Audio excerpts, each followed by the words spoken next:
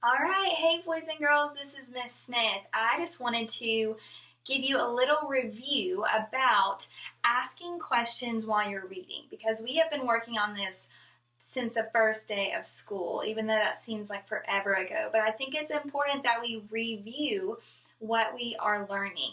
So this is like, remember in class when we would make a kid-friendly version of something that we're working on? Miss Smith kind of went ahead and did this. So our standard we're working on is ask and answer questions such as who, what, where, when, why, and how to demonstrate understanding of key details in a text. So Miss Smith kind of went ahead and I kind of thought, how would my class reword this? If they were sitting right here in front of me, how would we reword this? So I kind of thought, okay, we might say we know what ask and answer means. So I left those words, ask and answer questions. Instead of saying such questions as, that sounds kind of fancy. So I said questions starting with, they're going to start with these words like who, what, where, when, why, and how. So you might have who. Who are the main characters? Who are the people in your story? What happened when, or what was the character's response, or something like that. Where did the story take place? When did it take place? Why did something happen? And how did something happen? So then it continues on to say we understand important details in a text. You know, we talk a lot about how not everything we read is important. So we have to, as readers, as detectives, we have to look through a passage and figure out, okay, what's important and what's really not important when we read. So when we ask questions, we ask these questions to help us understand what we're reading. Miss Smith is an adult and I still ask questions while I read. So we ask before, during, and after reading. You know, when you pick up a book, if I pick up this book, A Wolf's Tale, I'm already asking, okay, I see on the front cover, I see a wolf running with a present. So I'm already thinking in my brain, okay, well, why does he have a present? And I'm thinking A Wolf's Tale. Well, what are some other stories that I know that have wolves? Well, Little Red Riding Hood, The Three Little Pigs. I wonder if it's the same wolf from those stories or a different wolf. I wonder what his tail is going to be. Now, I see that tail is spelled T-A-L-E. So I'm thinking, well, tail, that kind of tail means something that's could not be true. So I'm wondering what he's going to tell us about.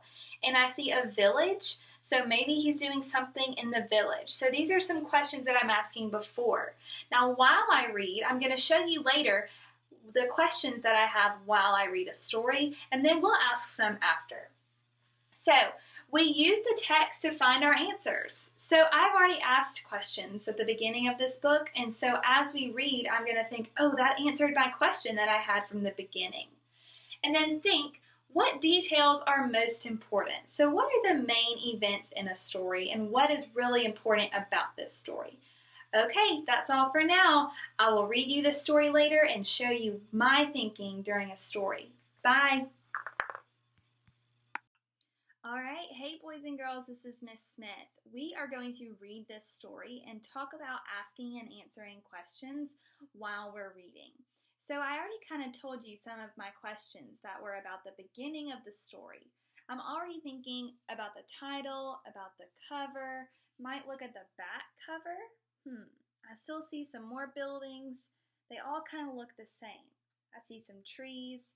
So now I'm going to go back and I'm going to go ahead and start reading our story. Gather round, little ones, don't be afraid. I'm going to tell you a story. My great-great-great-grandfather was a very bad wolf. Do you remember the story of the three little pigs? You know, the ones with the houses made of straw, sticks, and bricks. And do you remember the wolf who huffed and puffed and blew their houses down? Well, that was him. But this story is about me. So already this is answering my question that I had at the beginning. I was saying, I know a wolf from the Three Little Pigs, and from Little Red Riding Hood. So this is already answering my question about who this wolf is.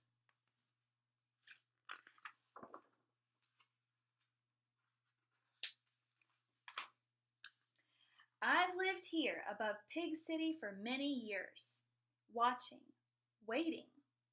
Then, one summer's day, as a breeze was blowing over Pig City, I noticed the little pigs were up to something. They were whispering and reading notes. Suddenly,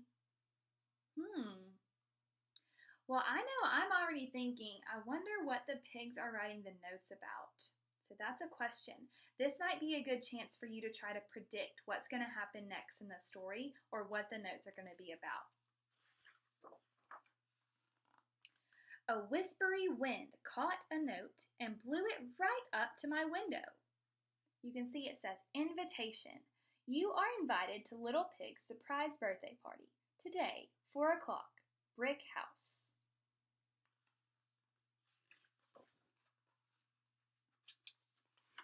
Finally, I had my chance. I got straight to work, preparing a little surprise of my own. I worked hard all day until I saw the little pigs scurrying across town, making their way to the party. So with my surprise ready, I crept down the hill after them. I wonder what he's making. So I'm already asking, okay, I see him reading a book. He's doing something here with like a big flowery puff.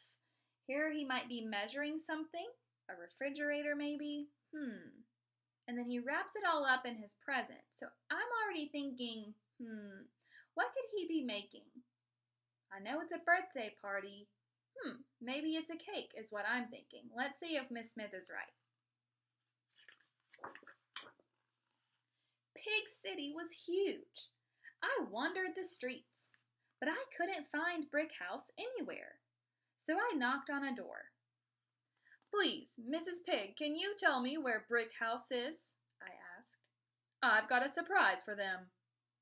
No, not by the hair of my chinny chin chin, screeched the pig inside. Knock, knock, knock.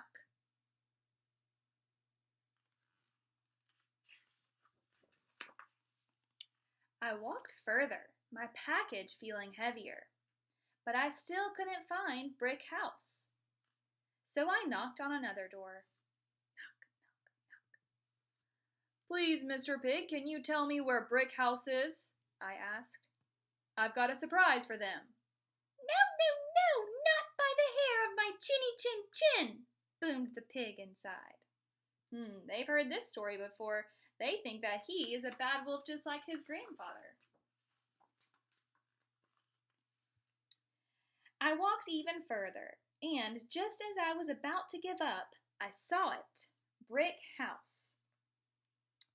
Knock, knock, knock. Please, little pigs, can I come in? I asked. I've got a surprise for you.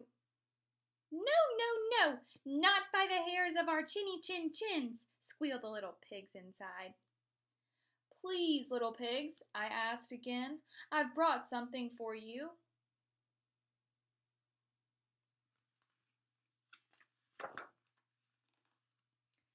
I heard running and squeaking, but no one let me in. The walk had been long and my package was heavy. Tired and fed up, I pushed and pushed against the door.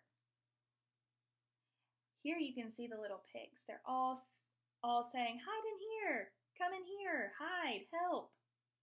They're all trying to hide.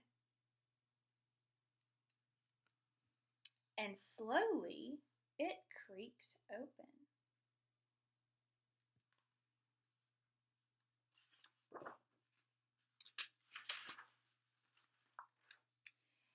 Don't be afraid, little pigs. You see, I've brought you something.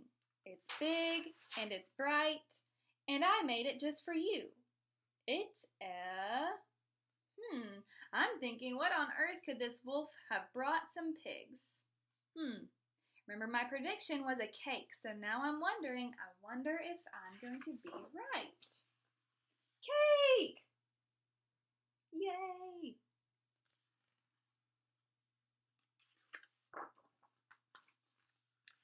That day the little pigs let me join their party, and the only huffing and puffing was for the candles.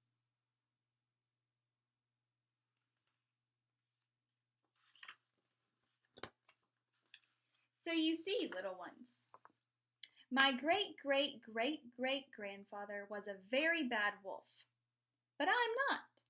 And now little pigs and big, not-so-bad wolves can live happily ever after, together. It's bedtime. The story is over, and I hope you're all sleepy. Otherwise, I'll huff, and I'll puff, and I'll eat you all up. Just kidding. Well, I asked and answered a lot of questions in that story. So now I might have some questions after I read. So this might be a good chance to get out your writing notebook or your reading journal and to write some questions down that you have about books or something that you might want to look up. All right, boys and girls, I enjoyed reading my story to you. Let me know if you have any questions. Bye.